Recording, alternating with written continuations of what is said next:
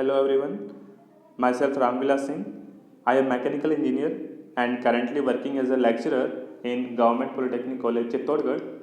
और आज हम पढ़ने वाले हैं CNC एंड ऑटोमेशन सब्जेक्ट में कंप्यूटर एडेड पार्ट प्रोग्रामिंग, जिसमें हम आज देखेंगे एपीटी लैंग्वेज के अंदर मोशन स्टेटमेंट किस प्रकार से लिखे जाते हैं। तो आइए शुरू करते हैं। कंप्यूटर एडेड पार्ट प्रोग्रामिंग के अंदर एपीटी एक प्रोग्रामिंग लैंग्वेज होती है। यहाँ एपीटी की फुल फॉर्म है यहाँ पर ऑटोमेटिक प्रोग्रामिंग टूल्स। और यहाँ हम एपीटी लैंग्वेज के अंदर जो है चार तरह के स्टेटमेंट की बात करते हैं। First one geometric statement, second motion statement, third one post processor statement and last one auxiliary statement.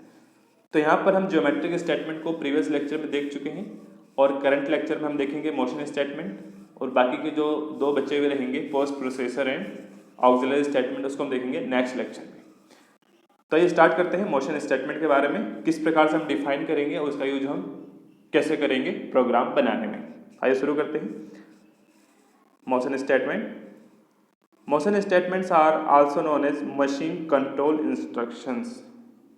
देखिए जो मोशन स्टेटमेंट हम लिख रहे हैं यहाँ पर एपीटी लैंग्वेज में, उससे हम क्या कहते हैं, मशीन कंट्रोल इंस्ट्रक्शन भी कहते हैं। यानी कि ये वो इंस्ट्रक्शंस हैं जिसकी सहायता से हम मशीन को क्या करते हैं, कंट्रोल करते हैं।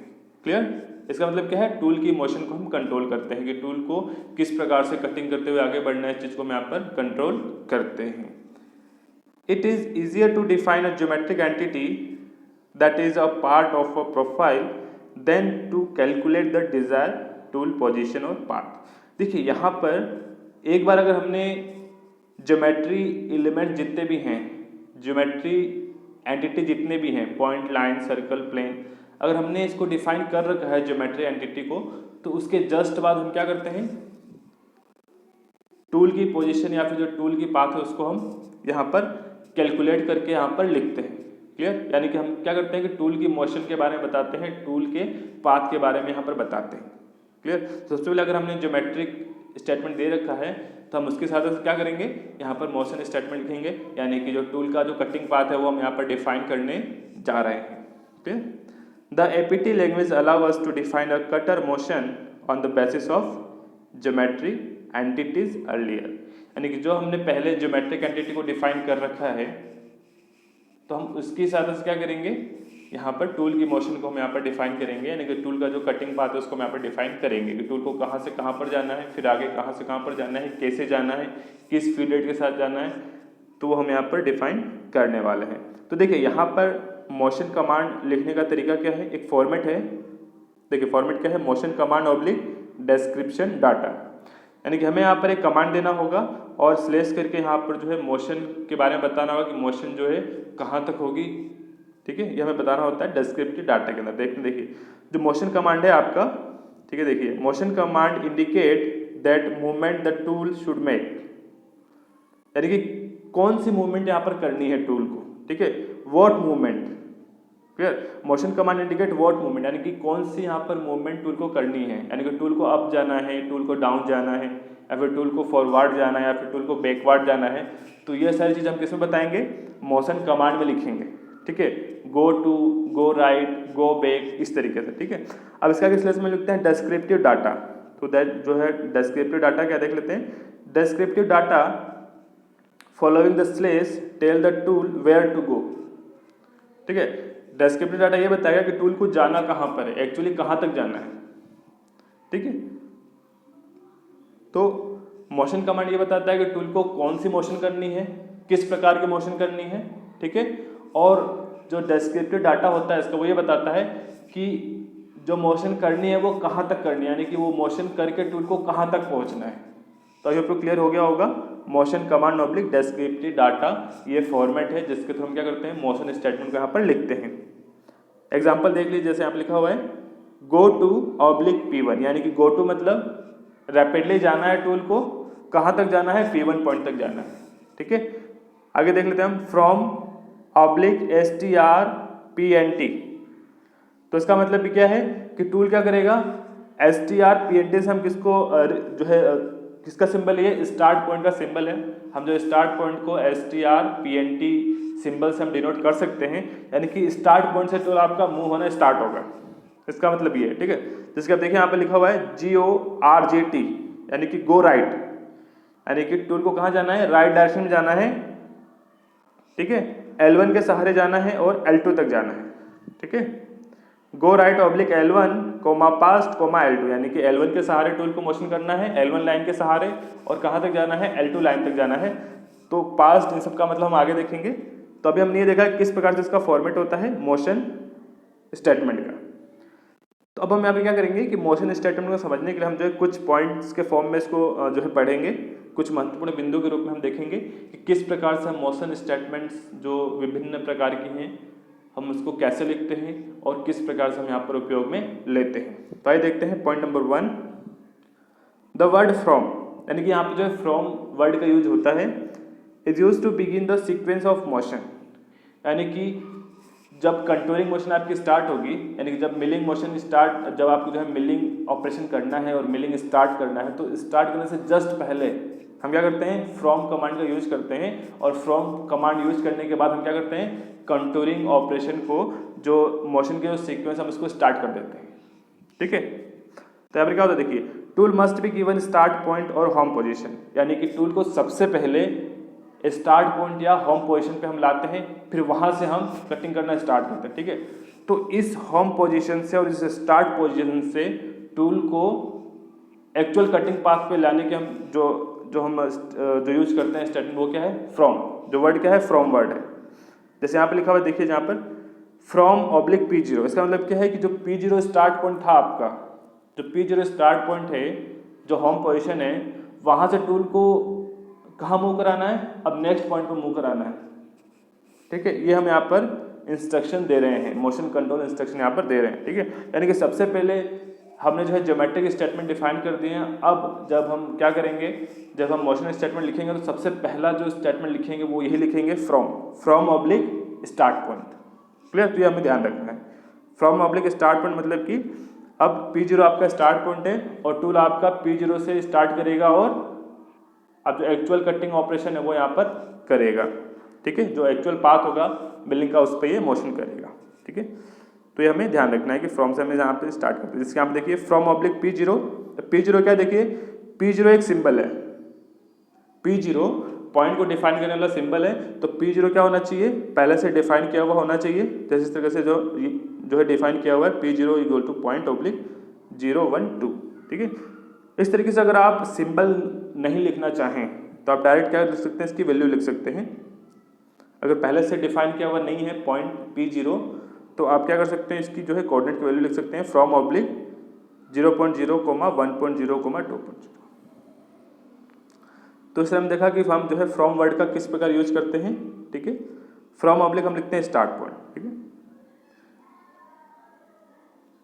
द फ्रॉम मोशन स्टेटमेंट, यानी कि जो फ्रॉम वर्ड है जो हम यहाँ पे लिख रहे हैं, अकर्स ओनली वंस, यानी कि हम केवल जो है एक ही बार फ्रॉम वर्ड का यूज करेंगे पूरे प्रोग्राम के अंदर, क्लियर। फ्रॉम वर्ड का एक ही बार यूज करेंगे पूरे प्रोग्राम के अंदर। और हम जो है फ्रॉम का यूज कब करते हैं, जब टूल को होम पोजीशन से कटिंग पाथ पर लाना होता है तब, ठीक है।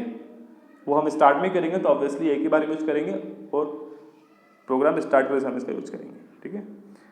Once for each set of motion type at the start of set of motion, ठीक है। यानी कि एक बार जो मोशन स्टार्ट हो रही है पूरी सीक्वेंस मोशन की, तो उसकी स्टार्टिंग में हम क्या लिख देते हैं, फ्रॉम लिख देते हैं कि टूल स्टार्ट पॉइंट से आपका जो है उस पाथ वाले मोशन पर जाएगा और कटिंग स्टार्ट करेगा।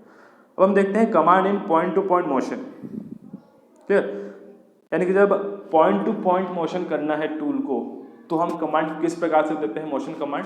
पॉइंट टू पॉइंट का एग्जांपल क्या है, जैसे ड्रिलिंग हो गया, टैपिंग हो गया, ये कुछ ऐसे ऑपरेशन है जिसमें हमें क्या देखना होता है, पॉइंट टू पॉइंट मोशन देखनी होती है। यानी कि एक पॉइंट पर जाएगा टूल आपका, ड्रिलिंग करेगा, फिर वो ऊपर आएगा, फिर रैपिडली जो है दूसरे पॉइंट पर जाएगा, अगेन ड्रिलिंग करेगा, फिर अगेन वो जो है थर्ड पॉइंट पर जाएगा। मतलब यहाँ पर क्या होती है, पॉइंट टू पॉइंट मोशन होती है। तो देखिए मोशन में भी स्पेसिफाइड एज एब्सोल्यूट और एज इंक्रीमेंटल, यानी कि जो मोशन है, यानी कि टूल क्या कर रहा है, एक बिंदु से दूसरे बिंदु पर जा रहा है, दूसरे से तीसरे पे जा रहा है, तीसरे से चौथे बिंदु पे जा रहा है। तो ये जो मोशन हो रहा है टूल का एक से दूसरे पे, दूसरे से तीसरे पे, वो या तो एब्सोल्यूट हो सकता है या तो इंक्रीमेंटल हो सकता है। एब्सोल्यूट का मतलब क्या है कि यहाँ पर हम जो है एब्सोल्यूट पोजीशनिंग सिस्टम का उपयोग करेंगे, यानी कि हमें क्या करना है, जो नेक्स्ट पॉइंट पर जाने के लिए हमें क्या लिखना है, नेक्स्ट पॉइंट के कोऑर्डिनेट ही लिखने हैं यहाँ पर, ठीक है। लेकिन इंक्रीमेंटल में क्या होता है, इंक्रीमेंटल में हम क्या लिखते हैं, डिफरेंस देखते हैं। जो आपके पास नई पोजीशन होगी टूल की, उसको हम किससे कंपेयर करते हैं, प्रीवियस से कंपेयर करते हैं, उस हिसाब से उसको हम क्या लिखते हैं, कोऑर्डिनेट लिखते हैं, है ना। तो यहाँ पर हम जो इंक्रीमेंटल पोजीशन सिस्टम के हिसाब से लिखते हैं। देखिए अगर आपको एब्सोल्यूट पोजीशनिंग के अकॉर्डिंग आपको मूवमेंट करानी है टूल की रैपिडली, तो उसको हम लिखते हैं go to.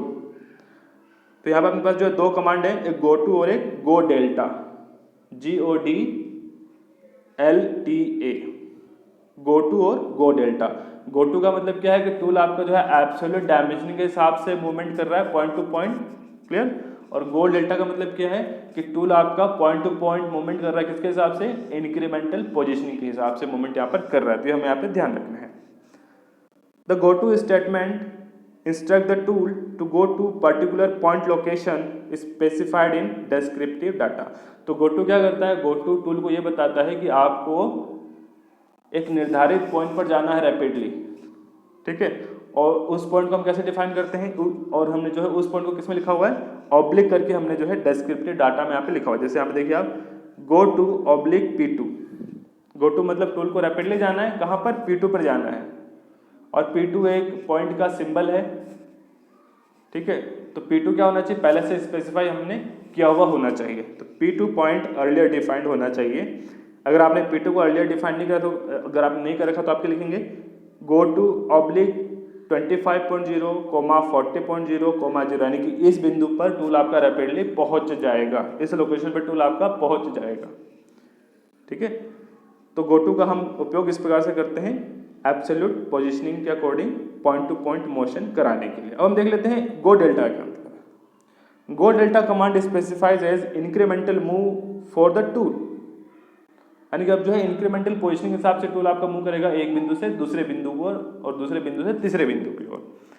To illustrate the following statement, instruct the tool to move from its present position by a distance of 50 in x, 120 in y and 40 in z।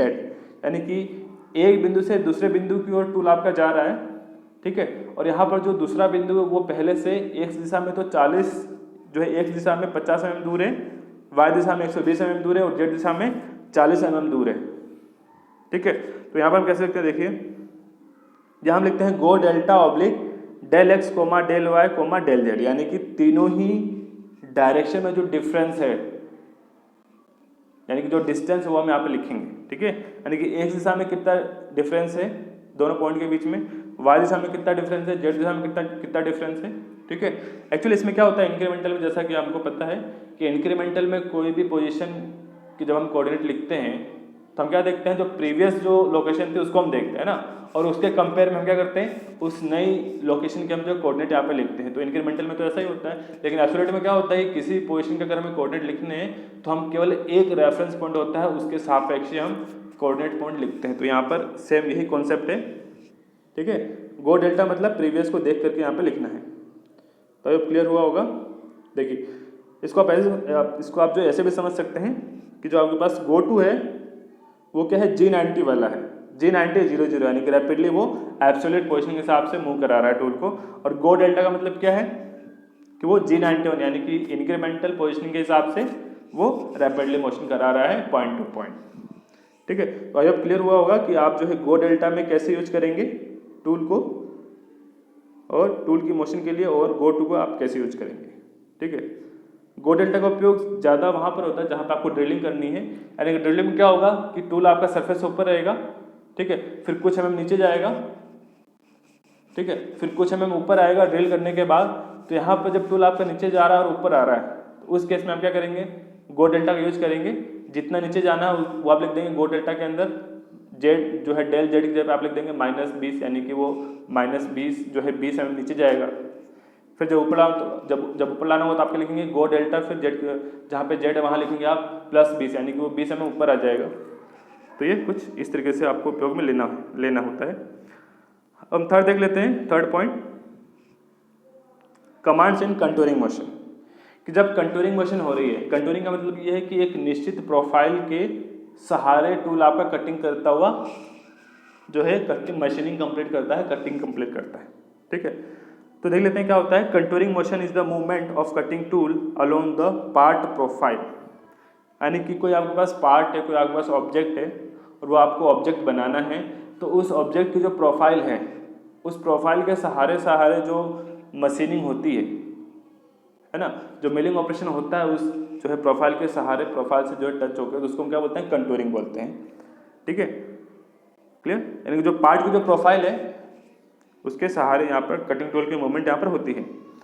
और अगर आपको पार्ट प्रोफाइल से अगर कुछ डेविएशन दे के मोशन कराना हो tool को, तो इसमें हम क्या लेते हैं, एक जो टॉलरेंस का उपयोग करते हैं, यानी कुछ टॉलरेंस देते हैं, है ना, ताकि जो टूल है आपका वो उस प्रोफाइल के ऊपर ना रह करके कुछ दूरी पर, तो वो टॉलरेंस होता है यहाँ पर। Contouring motion is the most common motion use in APT programming. देखिए यहाँ पर जो भी मशीनिंग प्रक्रिया होती है मिलिंग के अंदर, तो अब मान के चलिए मैक्सिमम जो है कंटूरिंग मोशन ही होती है टूल के यहाँ पर वर्कपीस के ऊपर। ठीक है, this statement specify the tool path continuously through out the motion. और इसमें हम क्या करते हैं कि जो टूल का जो पाथ होता है उसको हम जो है कंटिन्यूस बनाते हैं, स्टार्ट से लेकर के एंड तक। यहाँ पर पॉइंट टू पॉइंट नहीं है कि हमें केवल जो है पॉइंट टू पॉइंट ही ध्यान रखना है। यहाँ पे जो कंटूरिंग मोशन है, मतलब क्या करना है कि टूल जहाँ से स्टार्ट करेगा कटिंग करना और जहाँ पर एंड करेगा, जो हम क्या करेंगे कंटिन्यूसली मोशन को बताएंगे, कंटिन्यूसली पाथ को बताएंगे। ठीक है, और क्या होता है कंटूरिंग के अंदर, tool position must be continuously control through out the movement, यानी कि जहाँ पे स्टार्ट हो रहा है और जहाँ तक एंड हो रहा है उसके बीच में क्या करेंगे हम, हर पॉइंट पर क्या करना है, इसको कंट्रोल किया जाता है टूल को कंटूरिंग मोशन के अंदर। ठीक है, पॉइंट टू पॉइंट में क्या करते हैं हम, केवल पॉइंट पर हम कंट्रोल करते हैं, बाकी अगले पॉइंट पर जाने के बाद फिर कंट्रोल करते हैं। लेकिन यहाँ पर क्या होता है, कंटिन्यूसली कंट्रोल होता है टूल का अलोंग द पाथ। तो अब यहाँ पर हम क्या करना है कि कंटूरिंग मोशन जब हो रही है तब हमें मोशन स्टेटमेंट किस प्रकार से लिखने हैं, तो आइए यहाँ पर हम समझने की कोशिश करते हैं।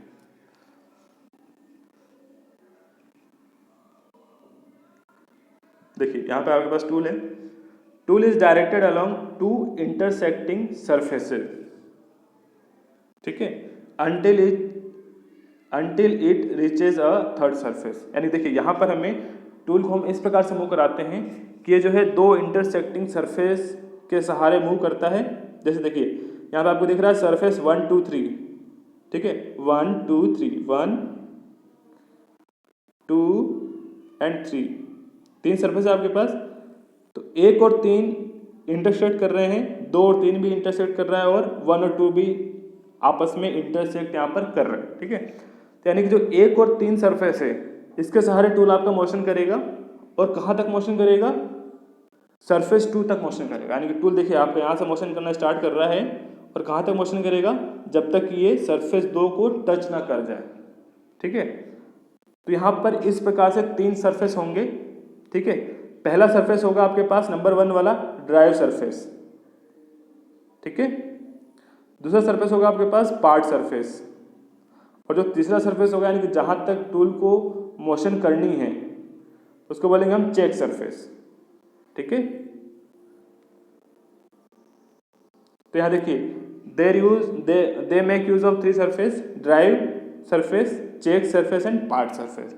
तो तीनों का नाम हमें याद कर लेना है, drive surface, check surface and part surface. Okay, अब समझते हैं कि तीनों सरफेस क्या है और किस प्रकार से हम यहाँ पर यूज में लेंगे। यहाँ पर तो सबसे पहले देखते हैं नंबर 1 सरफेस, जिसको बोलते हैं हम ड्राइव सरफेस। जैसे कि नाम से क्लियर है, ड्राइव का मतलब क्या होता है, मूव कराना, मोशन कराना। देखते हैं, देखिए DS drive surface, this surface guide the side off cutter, यानी कि वह सरफेस है जो इस कटर को क्या कर रहा है, इस कटर के साइड को गाइड कर रहा है। यानी क्या कर रहा है, कटर इस सरफेस के सहारे सहारे आगे बढ़ रहा है ना। आप नॉर्मली ऐसा समझ सकते हैं कि ड्राइव सरफेस वह सरफेस है जिसके सहारे टूल आपका आगे बढ़ता है ना, और क्या टच में आता है, इस सरफेस के साथ जो टूल का जो साइड वाला हिस्सा है वो टच में आता है। ठीक है, जैसे कि आप जो है डायग्राम देख सकते हैं, कटर है उसका साइड वाला जो सरफेस है वो ड्राइव सरफेस के टच में यहाँ पर आ रहा है। ठीक है, और ये गाइड करता है कटर को मूव करने के लिए। अब PS क्या देख लेते हैं, PS क्या देखिए, PS ये था नंबर 3 वाला, this is the surface on which the bottom और the nose of tool is guided. यह वह सरफेस है जिस पर टूल का बॉटम सपोर्ट लेता है, या फिर जो टूल का बॉटम जो है उससे टच में रहता है। देखिए टूल का बॉटम कहाँ पर है, टूल का बॉटम ये है और टूल का बॉटम जो है किसके टच में है, सरफेस टिन के टच में। इसका मतलब ये है कि टूल की जो साइड है उसको तो गाइड कर रहा है ड्राइव सरफेस, लेकिन जो टूल का जो बॉटम सरफेस है उसको जो टूल का जो बॉटम सरफेस है उसको कौन गाइड कर रहा है, पार्ट सरफेस गाइड कर रहा है। तो अगेन मैं रिपीट करता हूँ, टूल की जो साइड के सरफेस है उसको कौन गाइड कर रहा है, ड्राइव सरफेस गाइड कर रहा है, और टूल का जो बॉटम है उसको कौन गाइड कर रहा है, पार्ट सरफेस गाइड कर रहा है। ठीक है, तो ये दोनों सरफेस क्या कर रहे हैं, गाइड करने का काम करते हैं, और कहाँ तक टूल को मोशन करना है ये कौन बताता है, चेक सरफेस यहाँ पर बताता है। ठीक है, चेक सरफेस क्या होता है, this is the surface that determine the end point of the contouring motion, यानी कि जो मोशन यहाँ पर हो रही है, ठीक है, वो कहाँ पर एंड होगी वो बताता है चेक सरफेस। ठीक है, यानी कि जो चेक सरफेस है वहाँ पर जो अभी करंट मोशन चल रही है ना कंटूरिंग, वो एंड हो जाएगी और दूसरी मोशन स्टार्ट हो जाएगी। ठीक है, तो ये हमें ध्यान रखना है, जैसे चेक सरफेस का टूल आपका आएगा तो अभी जो मोशन चल रही है वो तो एंड हो जाएगी और अगली मोशन स्टार्ट हो जाएगी इस चेक सरफेस पे पहुंचने के बाद। ठीक है, अब समझ लेते हैं कि जो है सरफेस क्या होते हैं। देखिए जैसे ये कोई आपके पास डायग्राम है, इसमें आपको जो है पॉकेट बनाना था। ठीक है, और यहाँ पे देखिए यहाँ पर आपको जो है 5 प्लेन सरफेस आपको शो किए हुए हैं, जैसे कि PL5 है, PL1 है, PL2 है, PL3 है, PL4 है। क्लियर, देखिए आई होप देख पा रहे होंगे आप। ठीक है, तो इसमें मुझे क्या करना है, मुझे ये बताना है कि इसमें एक से बी की ओर, देखिए यहाँ पे जो है 4 बिंदु लिखे हुए हैं, A B C and D। ठीक है, यानी कि जब आपका टूल A से B की ओर मोशन करते हुए जा रहा है, ठीक है, यानी कि जब आपका टूल A से B की ओर मोशन करते हुए जा रहा है तो इस केस में ड्राइव सरफेस कौन सा होगा, पार्ट सरफेस कौन सा होगा और चेक सरफेस कौन सा होगा, इसको समझने की कोशिश यहाँ पर करते हैं। देखिए A से B की ओर जब मोशन हो रही है तो वो कौन सा सरफेस है जो टूल की साइड को गाइड कर रहा है, तो ऑब्वियसली PL2 है, यानी कि प्लेन नंबर 2 क्या कर रहा है, वो टूल की साइड को गाइड कर रहा है, मतलब क्या है PL2 इज ड्राइव सरफेस। ठीक है, और टूल की बॉटम, जो टूल का जो बॉटम सरफेस है उसको कौन गाइड कर रहा है, PL1 गाइड कर रहा है। ठीक है, तो PL1 क्या हो जाएगा, यहाँ पर पार्ट सरफेस हो जाएगा, और टूल कहाँ तक मोशन कर रहा है ये कौन बता रहा है, PL3 बता रहा है ना, लेकिन टूल A से B की ओर जाएगा और कहाँ तक मोशन करेगा, जब तक ये PL3 को टच ना कर जाए, है ना, यानी कि PL3 क्या यहाँ पर चेक सरफेस है।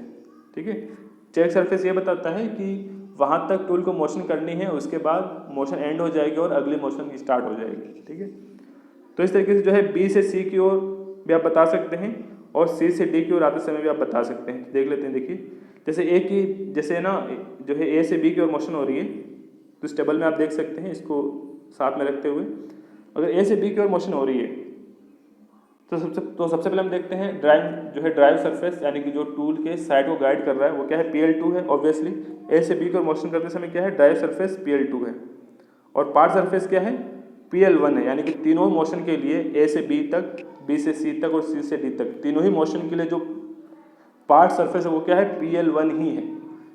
ठीक है, देखो PL1 पार्ट सरफेस, और ड्राइव सरफेस क्या होता है, जिसके सहारे साइड, जो टूल का जो साइड है वो गाइड होता है। ठीक है, A से B की ओर जब जाएंगे तब चेक सरफेस क्या है, PL3 है, देखिए PL3, और जब B से C की ओर जाएंगे तो चेक सरफेस क्या है, PL4 है। ठीक है, देखिए PL4 हो गया, और जब टूल आपका C से D की ओर आएगा तब चेक सरफेस क्या होगा, ये PL5 वाला सरफेस होगा। ठीक है, तो ये हो गया इस तरीके से PL5। तो आई होप आपको क्लियर हो गया होगा कि किस तरीके से हम जो है ड्राइव सरफेस, पार्ट सरफेस और चेक सरफेस को हम यहाँ पर पहचानते हैं। क्लियर, तो पहला काम होता है इन सरफेस को पहचानना। ठीक है, अगर मैं रिपीट कर देता हूँ, ड्राइव सरफेस यानी कि जिसके सहारे जो किसको गाइड करता है, टूल के साइड को जो गाइड करे वो ड्राइव सरफेस है, टूल की बॉटम को जो गाइड करे वो पार्ट सरफेस है, और टूल कहाँ तक मोशन करेगा ये जो सरफेस बता वो क्या होता है, चेक सरफेस होता है। ठीक है, तो देख लेते हैं, the initial contouring motion statement is the go oblique to which define the initial drive part and check surface. देखिए जब भी आपको कंटूरिंग मोशन स्टार्ट करनी है ना, तो कंटूरिंग मोशन स्टार्ट जब आपको करनी है तो जो पहला जो आपको स्टेटमेंट लिखना है वो आपको लिखना है इस तरीके से, go oblique to oblique drive surface, यानी कि initial drive surface comma to comma initial part surface comma to comma initial check surface. यानी कि यहाँ पे जितने भी आपने सरफेस लिखे हैं वो क्या लिखे हैं, इनिशियल सरफेस लिखे हैं। यानी कि अगर हम इनिशियल ए से बी की ओर जा रहे हैं, ठीक है, तो ए से बी की ओर जब जाएंगे तब इनिशियल ड्राइव सरफेस क्या है, इनिशियल पार्ट सरफेस क्या है, इनिशियल चेक सरफेस क्या है। फिर जब बी से सी की ओर जाएंगे तो ये जो सरफेसेस हैं वो चेंज हो जाएंगे। अगर हम सी से डी की ओर आएंगे तो अगेन जो ये सरफेस है वो तीनों चेंज हो जाएंगे। हो सकता है कोई कुछ सरफेस चेंज नहीं हो, जैसे यहाँ पर जो है पार्ट सरफेस तीनों के लिए सेम है PL1, ठीक है। तो जैसे देखिए आप ए से बी की ओर अगर हमें जाना था for initial move of tool A to B, तो हमने यहाँ पे इस तरीके से लिखा था कि टूल जो है आपका गो टू करेगा PL1 PL2 क्या है, ड्राइव सरफेस है, टू के बाद हम क्या लिखते हैं, ड्राइव सरफेस लिखते हैं, तो हमने यहाँ पे लिखा है PL2, फिर कोमा करके 2 लिखते हैं तो हमने जो है 2 लिखा है कोमा करके, फिर कोमा करके हम लिखते हैं पार्ट सरफेस, ठीक है। तो यहाँ पर पार्ट सरफेस क्या था, ए से बी की ओर जाने के लिए PL1, तो हमने यहाँ पे लिखा है PL1, ठीक है। अगर हमें लिखना है जो है कोमा करके लिखना है चेक सरफेस, तो हमने यहाँ पे लिखा है 2 करके PL3। तो आई होप आपको जो है क्लियर हुआ होगा। हम जो है इनिशियल स्टेटमेंट लिख रहे हैं कंटूरिंग के लिए, यानी कि हम ए से बी की ओर जाने के लिए हम यहाँ पे जो स्टेटमेंट लिख रहे हैं। तो आई होप क्लियर हुआ होगा आपको कि ड्राइव सरफेस लिखते हैं सबसे पहले, उसके बाद हम लिखते हैं पार्ट सरफेस और लास्ट में लिखते हैं चेक सरफेस, ठीक है। और ये जो बीच में जो 2 वर्ड लिखा हुआ है ना, go oblique to drive surface comma 2 part surface comma 2, तो जो भी जो 2 लिखा हुआ वो क्या, उसको हम बोलते हैं मॉडिफायर। आगे देखेंगे मॉडिफायर क्या है, किस तरीके से, ठीक है। तो आई होप आपको जो है इस प्लेन को लिखना आ गया होगा कि टूल को जब मोशन करानी है तो किस प्रकार से ये कंटूरिंग मोशन के स्टेटमेंट लिखते हैं यहाँ पर, ठीक है। चलो एक बार बता देता हूँ मैं। तो यहाँ लिखा हुआ है go oblique to comma PL2 comma 2 comma PL1 comma 2 comma PL3। इसका मतलब ये है कि टूल को कंटूरिंग मोशन करते हुए आगे बढ़ना है, ठीक है। और इसके लिए ड्राइविंग सरफेस कौन सा होगा, PL2 होगा। इसके लिए पार्ट सरफेस क्या होगा, पार्ट सरफेस PL1 होगा। इसके लिए चेक सरफेस क्या होगा, तो चेक सरफेस यहाँ पर PL3 होगा। क्लियर, मेरे ख्याल से अभी क्लियर हो गया होगा। अब नेक्स्ट आगे बढ़ते हैं हम। अब देखिए यहाँ पर हमने लिखा था प्लेन, ठीक है, PL2 PL3। अब अगर हम इस ऑब्जेक्ट का अगर हम टॉप व्यू देखें, ये जो ऑब्जेक्ट आपको दिख रहा है, अगर मैं इसका टॉप व्यू देखूं ऊपर से, तो इसको आपको जो है टॉप व्यू आपको दिखेगा कुछ इस तरीके से, ठीक है। तो क्या टॉप व्यू के अंदर आपको PL2 PL3 PL4 सरफेस दिखेंगे? नहीं दिखेंगे। अगर आप टॉप व्यू देख रहे हैं तो आपको PL2 सरफेस, PL3 सरफेस और PL4 सरफेस नहीं दिखेंगे। केवल क्या दिखेगी, सरफेस पे केवल आपको जो है लाइन दिखेगी, ठीक है। सरफेस हमें नहीं दिखेगा, केवल क्या दिखेगी, लाइन दिखेगी टॉप व्यू के अंदर। तो यहाँ पे इस तरीके से आपको जो है लाइन दिख रही है, जैसे L2 L3 L4, ठीक है। 2D डायग्राम में तो ऐसा ही होता है, सरफेस दिखता नहीं, केवल लाइन दिखती है सरफेस के लिए। तो इसका मतलब ये है कि हम यहाँ पर जहाँ पे हम जो है PL2 लिख रहे थे ना, जहाँ हम PL3 लिख रहे थे वहाँ पर हम लिख सकते हैं L3 यानी कि लाइन, ठीक है। यानी कि जहाँ हम जो लिख रहे थे ना प्लेन, कि ये जो है ड्राइव सरफेस प्लेन है, ये जो है पार्ट सरफेस प्लेन है, ये जो चेक सरफेस का प्लेन है, तो उसको हम यहाँ से जो है यहाँ पर हम जो है लाइन से भी लिख सकते हैं। जैसे कि गो टू कोमा L2, वो हम लिखा था PL2 लिखा था ना यहाँ पे ड्राइव सरफेस के लिए, तो यहाँ लिख रहे हैं केवल L2, यानी कि इस लाइन के अकॉर्डिंग टूल की जो साइड है वो गाइड होगी इस लाइन के अकॉर्डिंग, ठीक है। 2 करके PL1 क्या है, वो सरफेस है, पार्ट सरफेस, ठीक है। अगेन L3 क्या है, देखिए L3 है चेक सरफेस, यानी कि जो L3 जो लाइन है ना, ये जो L3 लाइन है आपके पास, इस लाइन तक मोशन करना है, यानी कि टूल जो है यहाँ से मोशन करना स्टार्ट करेगा, ये मोशन स्टार्ट कर रहा है A से B की ओर, और कहाँ तक मोशन करेगा, इस लाइन तक आने तक मोशन करेगा, ठीक है। और यहाँ पर मोशन एंड हो जाएगी। अब क्या होगी, नई मोशन स्टार्ट होगी B से C की ओर वाली, फिर अगेन यहाँ से मोशन स्टार्ट हो रही है और टूल आपका ये आगे बढ़ रहा है, आगे बढ़ रहा है और सी तक यहाँ पर आपका टूल यहाँ पर आता है। ठीक है, तब इस केस के लिए क्या होगा, देखिए अब बी से सी की ओर जब आपका टूल आ रहा है तो क्या कर रहा है, टूल की जो साइड है वो L3 के अकॉर्डिंग गाइड हो रही है। ठीक है, यानी कि L3 के अकॉर्डिंग गाइड हो रही है और यहाँ पर जो टूल का बॉटम है उसको उसको कौन गाइड कर रहा है, PL1 गाइड कर रहा है, सरफेस गाइड कर रहा है और टूल को कहाँ तक आना है, L4 तक आना है। ठीक है, तो यहाँ पर जो चेक सरफेस है वो क्या हो गया, L4 हो गया। तो आई होप आपको क्लियर हुआ होगा। अब देखिए यहाँ पर जो मॉडिफायर हम यूज कर रहे थे ना टू, तो यहाँ पर 4 तरह के मॉडिफायर होते हैं, टू, ऑन, पास्ट और टेन टू। अब इसका मतलब क्या समझ लेते हैं। ठीक है, there are 4 location for the tool to stop with respect to a check surface, यानी कि टूल मोशन करता है और कहाँ तक मोशन करता है, चेक सरफेस पर आने तक मोशन करता है। ठीक है, ये हमने जाना अब तक। तो चेक सरफेस पर वो आके रुकता है ना, तो वो उससे पहले रुकता है या फिर चेक सरफेस के ऊपर ही रुकता है या फिर चेक सरफेस से आगे निकल के रुकता है। तो इस बेस्ड पर यहाँ पे जो है 4 तरह के मॉडिफायर यूज करते हैं, देख लेते हैं। देखिए, ठीक है, to, on, pass, tanto. देख यहाँ पे देखिए, जैसे टूल ने यहाँ से मोशन करना स्टार्ट किया और क्या कर रहा है, ये चेक सरफेस को जस्ट इसने टच किया है। अगर टूल आपका मोशन करता है ड्राइव सरफेस और पार्ट सरफेस से गाइडेंस लेते हुए और कहाँ तक आता है, चेक सरफेस तक आता है, ये हमें पता है। तो अगर टूल आपका क्या कर रहा है, चेक सरफेस को जस्ट टच कर रहा है, तो यहाँ हम लिखेंगे ऑन, टू, सॉरी हम यहाँ लिखेंगे टू, यानी कि ये चेक सरफेस तक पहुँच चुका है टूल आपका। टू लिखा, अगर आपने टू लिखा इसका मतलब क्या है कि टूल इस पोजीशन में आकर के मोशन स्टॉप हो जाएगी और अगली मोशन स्टार्ट हो जाएगी। ठीक है, अगर आपने लिखा है ऑन, ऑन का मतलब क्या है कि टूल आपका क्या कर रहा है, इस चेक सरफेस के ऊपर आ गया। देखिए यहाँ पर क्या है, टूल आपका चेक सरफेस से जस्ट जो है टच में आया है और यहाँ पर क्या कर रहा है, टूल चेक सरफेस के ऊपर आ गया, मतलब जो टूल का जो सेंटर पॉइंट है वो चेक सरफेस पर यहाँ पर है। ठीक है, और अगर आपने लिखा है पास्ट, यानी कि ये क्या कर रहा है, टूल अब जो है इस चेक सरफेस से आगे निकल चुका है। ठीक है, तो ये जो है 3 कंडीशन यहाँ पे हो सकती है, या तो टूल का आगे वाला हिस्सा टच करेगा चेक सरफेस को तो टू हो जाएगा, अगर टूल का सेंटर पॉइंट टच करेगा चेक सरफेस को तो ऑन हो जाएगा, अगर टूल का पिछला हिस्सा अगर टच करेगा चेक सरफेस को तो वो पास्ट हो जाएगा। तो आई होप आपको क्लियर हुआ होगा किस प्रकार से ये तीनों मॉडिफायर हम यूज करते हैं। यहाँ पे देख लीजिए और समझा रखा है, चेक सरफेस आपके पास है, टूल यहाँ से मोशन करना स्टार्ट किया, अगर ये आगे वाला हिस्सा टच में आ रहा है टूल का तो टू हो जाएगा, अगर सेंटर पॉइंट टच में आ रहा है तो वो ऑन हो जाएगा, अगर वो पीछे वाला हिस्सा टच आ रहा है तो पास्ट हो जाएगा। ठीक है, टू मतलब चेक सरफेस तक टूल आपका पहुंच जाएगा, ऑन का मतलब चेक सरफेस पर टूल आपका पहुंच जाएगा और पास का मतलब चेक सरफेस से जस्ट आगे निकल जाएगा टूल आपका। तो ये हमें यहाँ पर ध्यान रखना है।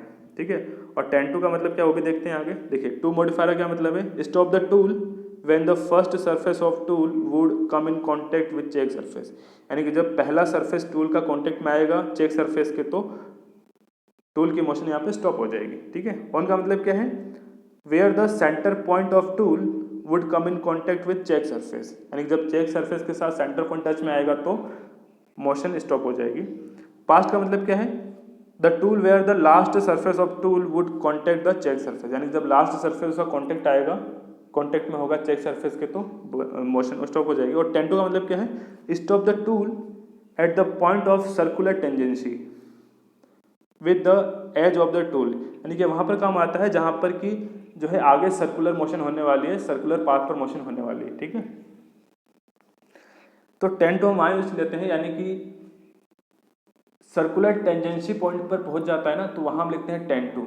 इसको समझने के लिए बता देता हूँ आपको, जैसे कि यहाँ पर मैंने बता रखा है आपको एग्जाम्पल में। जैसे देखिए, ये जो पॉइंट P2 है वो क्या है, देखिए पॉइंट P2 वह बिंदु है जो क्या कर रहा है, जो C1 सर्कल है इसके जो है टेंजेंशियल है। ठीक है, तो इस तरीके से हम बताते हैं यहाँ पर टेंजेंशियल के लिए 10-2। क्लियर, तो अब आपको क्लियर हुआ होगा 10-2 भी हम कैसे लिखते हैं। ठीक है, अब देखिए, तो ये हमने देखा कुछ मॉडिफायर्स। ठीक है, हमने देखा सरफेस कंटूरिंग के लिए सरफेस हम कैसे देखते हैं, और कंटूरिंग मोशन के लिए हम जो है स्टेटमेंट कैसे लिखते हैं, ठीक है, गो टू करके लिखेंगे ड्राइव सरफेस, फिर पार्ट सरफेस, फिर जो है चेक सरफेस। और यहाँ हमने जाना कि जो है पार्ट सरफेस क्या होती है, चेक सरफेस क्या होती है, ड्राइव सरफेस क्या होती है। और हमने ये भी देखा कि मॉडिफायर जैसे यहाँ पे लिखा हुआ है ना टू, है ना, गो टू, PL2, PL जो है PL2, PL1 2। तो यहाँ पे जो टू वर्ड है, हम टू की जगह पे यहाँ पे जो है ऑन भी लिख सकते हैं, पास्ट भी लिख सकते हैं, टेंटो भी लिख सकते हैं। और कब लिखेंगे ये भी हमने देख लिया कि जब चेक सरफेस पे क्या क्या कंडीशन हो तो हम जो टू, ऑन और पास्ट का यूज करेंगे, ठीक है। अब आगे देख लेते हैं। सम एपिटिव vocabulary word specifies the direction of motion with respect to preceding motion direction, यानी कि पहले जो मोशन हो रही थी उसके सापेक्ष अब आगे जो मोशन होने वाली है वो किस दिशा में होगी, इसको बताने के लिए भी क्या है, कुछ वर्ड यहाँ पर हैं एपीटी लैंग्वेज के, ठीक है। जैसे गो लेफ्ट, यानी कि टूल को अब लेफ्ट डायरेक्शन में कटिंग करते हुए आगे बढ़ना है। गो राइट मतलब टूल को अब जो है राइट दिशा में आगे बढ़ना है कटिंग करते हुए। गो फॉरवर्ड यानी कि टूल को अब जो है आगे बढ़ना है, जस्ट स्ट्रेट आगे बढ़ना है कटिंग करते हुए। गो बैक का मतलब टूल को कटिंग करते हुए पीछे आना है। गो अप मतलब टूल को ऊपर जाना है। गो डाउन मतलब टूल को नीचे आना है। जैसे आप देख लीजिए, टूल है आपके पास, टूल की प्रीवियस पोजीशन ये थी, ठीक है, और टूल अब आपका यहाँ पर है, ठीक है। अगर आपने गो अप लिखा तो टूल ऊपर जाएगा, अगर आपको टूल को नीचे भेजना है तो गो डाउन लिखेंगे। टूल को अगर आपको लेफ्ट भेजना है तो आप गो लेफ्ट लिखेंगे। टूल को अगर राइट में भेजना है तो आप गो राइट लिखेंगे, ठीक है। गो फॉरवर्ड अगर आपको वापस बैक करना है तो गो बैक लिखेंगे, ठीक है। तो यहाँ हम जो है डायरेक्शन का आइडिया कैसे लगाएं, तो देखिए डायरेक्ट जो है डायरेक्शन का आइडिया हम कैसे लगाएंगे। The programmer must pretend to be riding on the top of tool. ये जो भी डायरेक्शन है ना, left right forward go up, इसको हम इस प्रकार से डिसाइड कर सकते हैं कि आपको ये मान के चलना है कि आप जो है टूल के ऊपर राइड कर रहे हैं, यानी कि आप जो है टूल कटिंग टूल के ऊपर बैठे हुए हैं, ठीक है। और अब आप देखिए कि टूल को किस डायरेक्शन में मूव करना है, तो इस ऑप्शन क्या करेंगे, लेफ्ट राइट हम यहाँ पर जज कर लेंगे, ठीक है। तो आई होप ये सब क्लियर हो गया होगा। तो अब हम देख लेते हैं यहाँ पर एक एग्जाम्पल, ठीक है। तो देखिए यहाँ पर आपके पास ये कोई ऑब्जेक्ट है, ठीक है।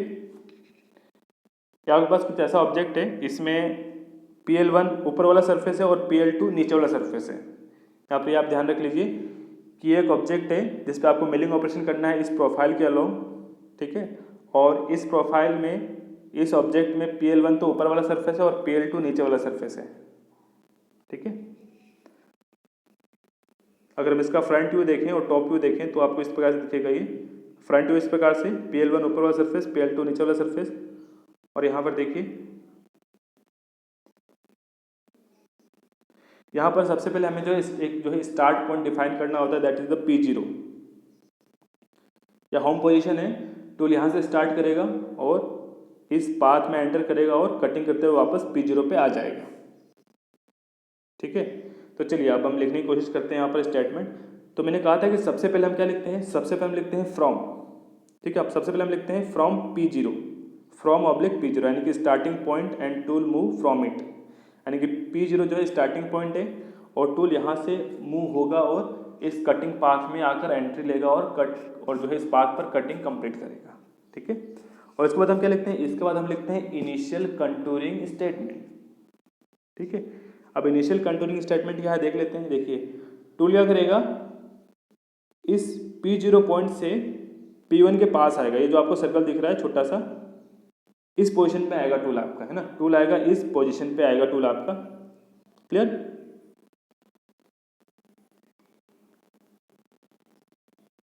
तो आ गया आपके पास tool. Go to L1 to PL2 to L6। देखिए यहाँ पर जो PL2 क्या है, PL2 पार्ट सरफेस है, यानी कि टूल के बॉटम को कौन गाइड कर रहा है, PL2 सरफेस गाइड कर रहा है। PL2 कौन सा सरफेस है, नीचे वाला सरफेस, क्लियर, ठीक है। ये आपको ध्यान रखिए कि जो है PL2 क्या है, कुछ गहराई पर है, और PL2 क्या है, ऊपर वाला सरफेस है PL1 और कुछ गहराई पर PL2 है। लेकिन आपको क्या करना है, मिलिंग का मतलब क्या करना है, कुछ गहराई तक आपको मेटल रिमूव करना है चारों तरफ से, ठीक है।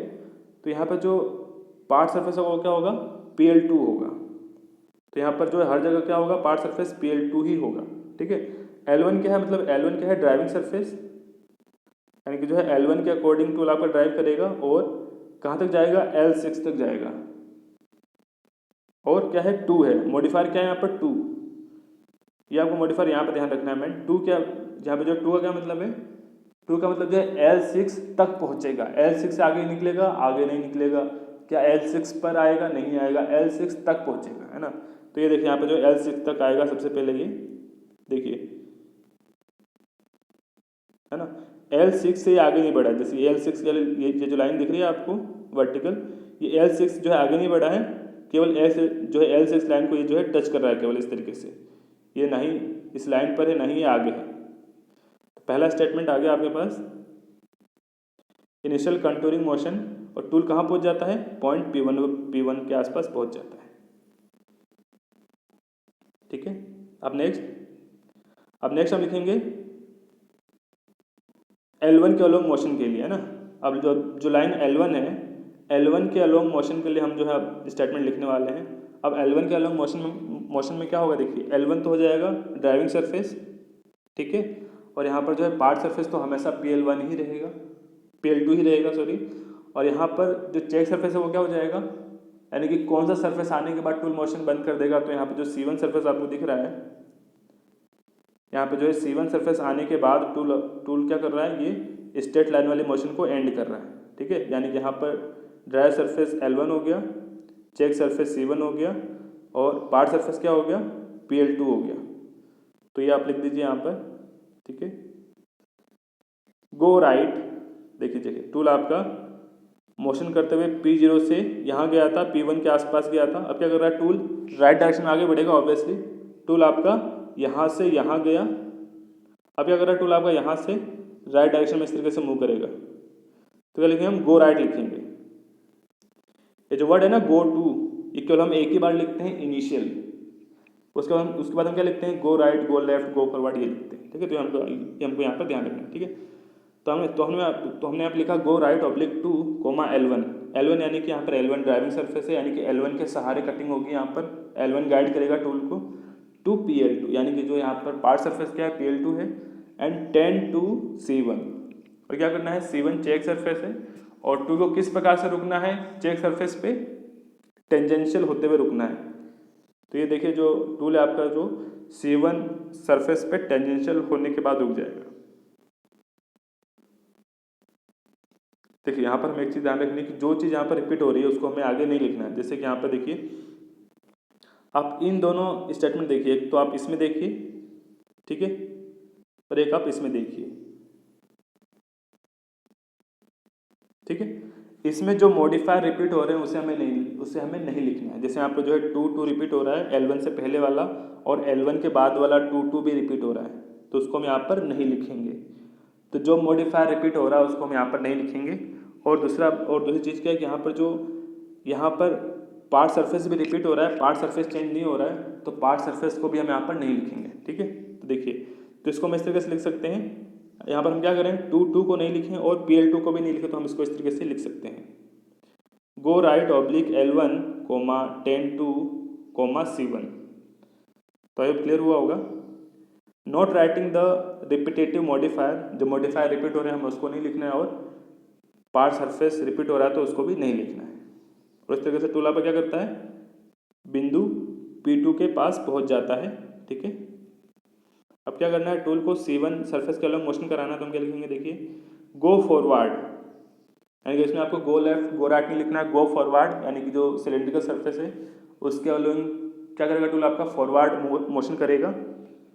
गो फॉरवर्ड C1, तो यहाँ पर C1 क्या है, C1 है यहाँ पर ड्राइविंग सरफेस, यानी कि जो C1 का जो सरफेस है ना, सिलेंड्रिकल सरफेस, वो गाइड करेगा टूल को आगे बढ़ने के लिए, है ना। यानी कि टूल की जो साइड होगी उसको गाइड करेगा आगे बढ़ने के लिए। तो यहाँ पर ड्राइव सरफेस क्या है, C1 है, पास्ट L2 क्या है, L2 चेक सरफेस है। यहाँ बीच में हम लिखते हैं क्या, पार्ट सरफेस लिखते हैं, और यहाँ पर हमने पार्ट सरफेस नहीं लिखा क्योंकि पार्ट सरफेस सेम है, उसको वो हमें रिपीट करना पड़ेगा, इसलिए हमने उसको नहीं लिखा है। यहाँ पर जो है PL2 पार्ट सरफेस है, ठीक है। और L2 क्या है, चेक सरफेस, यानी कि L2 सरफेस को जैसे ही L2 सरफेस पे आएगा टूल आपका, ये सर्कुलर मोशन एंड हो जाएगी वहाँ पर और नई मोशन स्टार्ट हो जाएगी। पास्ट का मतलब क्या है कि इस सरफेस से टूल आपका आगे बढ़ जाएगा थोड़ा सा। देखिए कैसे आगे बढ़ेगा, देखिए ये जो पॉइंट P3 दिख रहा है आपको, P3 से जो है L2 सरफेस स्टार्ट हो रही है, जो L2 सरफेस है वो P3 से स्टार्ट हो रही है और P4 पे एंड हो रही है, ठीक है।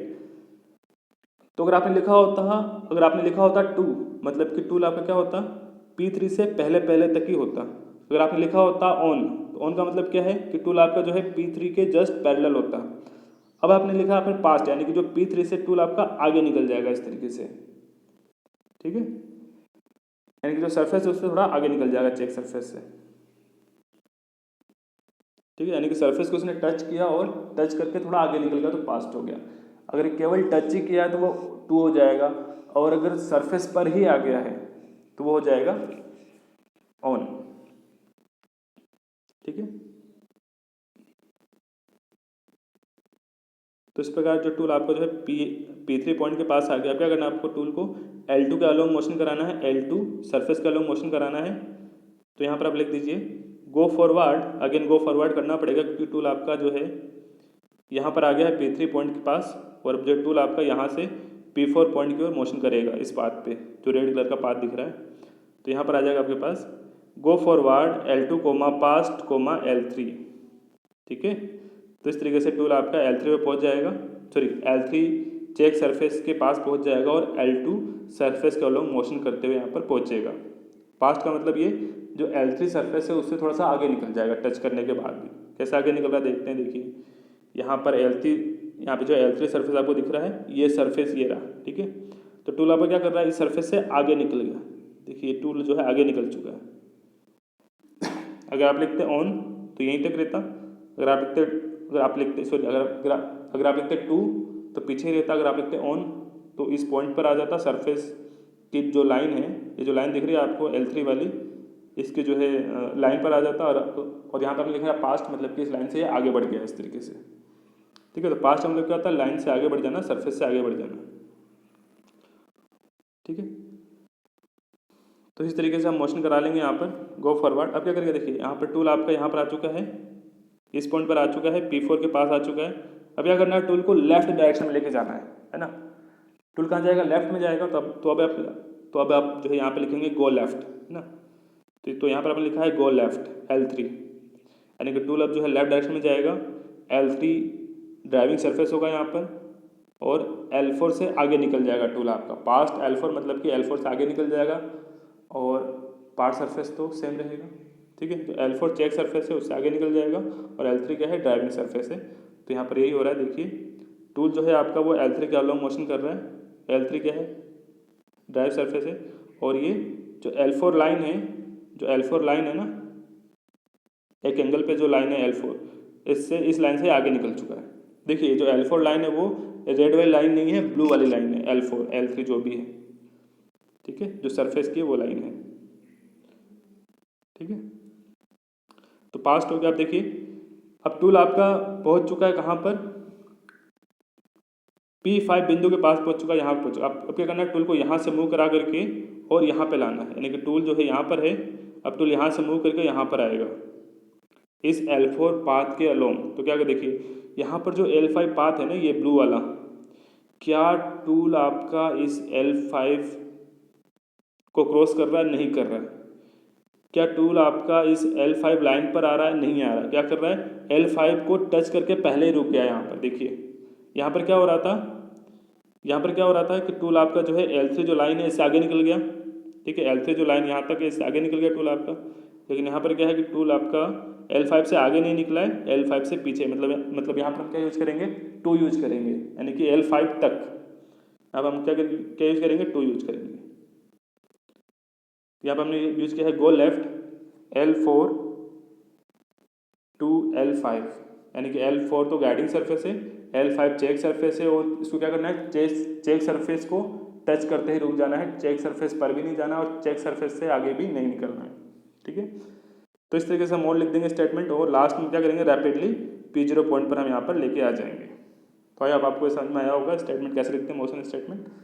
तो आज के लिए इतना ही, थैंक यू।